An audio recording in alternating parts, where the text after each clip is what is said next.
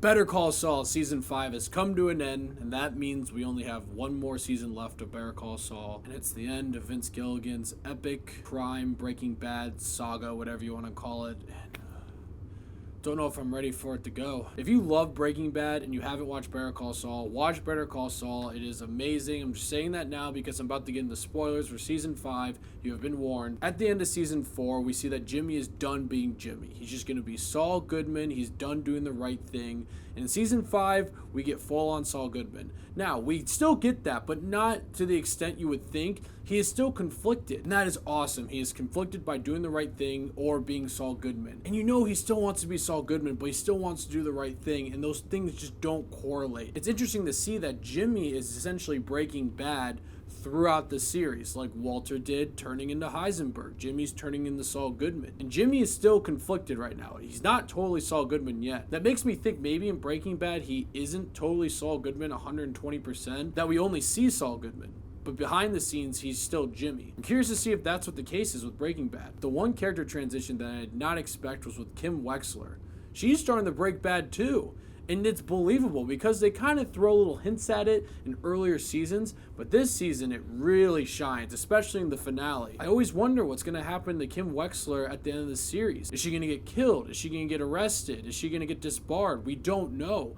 But we can see now that she's Breaking Bad as well, and she's going down a dark path, and she's not going to listen to anyone. Everyone's telling her that Jimmy's not good for her, and it's probably true, but she's still with Jimmy, and Jimmy has made her a worse person, and you could tell it's really made him feel guilty about it. How the season ended, it looks like it's probably not going to end well for Kim, unfortunately. Ray Seahorn deserves an Emmy or a Golden Globe or both for Kim Wexler. I've been seeing on Twitter that there's a campaign to get her an Emmy nomination at least, or a Golden Globe nomination, and she 100% deserves it. The one character this season that blew me away, that stole every scene he was in, was Tony Dalton as Lalo Salamanca. My God, what a performance and what a character. The first episode, we meet Saul Goodman in Breaking Bad. He says a throwaway line about Lalo. It is clear now that he is the villain of the series, and he is honestly pretty close to as good as Gus in Breaking Bad. He is definitely the second best villain in this Breaking Bad saga with Better Call Saul and El Camino. He is incredible. He seems like a guy you'd want to hang out with, but he's also fucking frightening. I just want to hear the story. Tell again.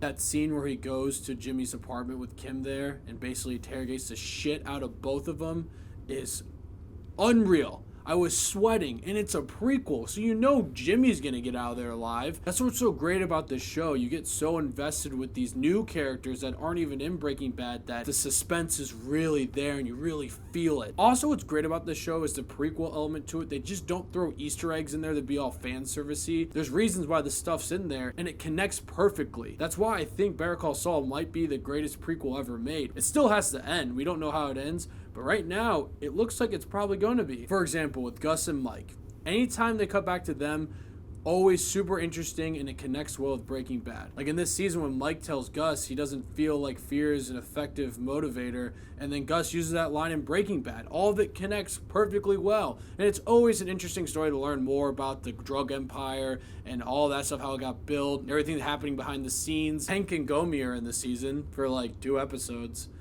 And you could say that's fan servicey and just dumb Easter eggs or whatever, but I don't think so. I feel like their purpose in that season was totally fine. I don't think they overdid it. It was exactly what needed to be done. And I feel like they're going to come back in the next season. And it makes sense why they would be there. It's like, why wouldn't they be there during this Better Call Saul time, but they're out in the forefronts during Breaking Bad?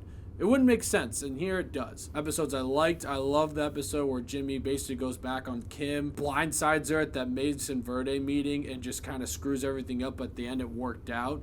Thought that was an amazing episode. The Bagman episode, where it's like 4 days out of Breaking Bad, was incredible too. It was shot perfectly. And then the episode I mentioned before, that ending scene where Lalo's interrogating Jimmy and Kim, masterful stuff. And then the finale, we can talk about the finale now, was fantastic. It's all built to that. We see Kim turn bad like Jimmy did at the end of season 4. Those shots mirror each other where Jimmy kind of gives her the finger guns and then she gives him the finger guns back. And I love their reaction to Jimmy where he just kind of like, what the hell have I done? He is taken back by it, and Now it seems like there's nothing really good going to happen to any of the characters next season, except for maybe Jimmy and Mike because they make it to Breaking Bad. Lalo takes out all the assassins. That was fucking sweet. Poor Nacho. I feel so bad for him. Throughout the series, I'm like, I don't know if he's going to die. I feel like he's going to get away somehow. But how it ended, I don't know. Seems like he's fucked, unfortunately. Because I really like Nacho's character. I hope that doesn't end tragically. But with Vince Gilligan, we know that nothing ends happy for any of the characters. In the end, though, Better Call Saul Season 5 is a masterpiece. Vince Gilligan and Peter Gould are masterful writers. They're also masterful at what they do and what they make. They make normal things seem so interesting. They make every scene interesting. They make every piece of dialogue interesting. They are perfect writers. They are perfect filmmakers. I guess it's television, but you get the point. Better Call Saul is on pace to be the greatest prequel ever made, and it is on pace to be just as good as Breaking Bad, which is something I never thought would happen. I'm going to give Season 5 of Better Call Saul a 10 out of 10. It's over! It's over! Seriously, if you've watched Breaking Bad and you haven't watched Better Call Saul yet, you don't know what you're doing. I understand it seems hard to get into, but it really isn't. It is so good. You have to watch it. So, Better Call Saul Season 5. Let me know what you guys thought of it. Thank you guys so much for watching. Click here to see more of Dave's Takes.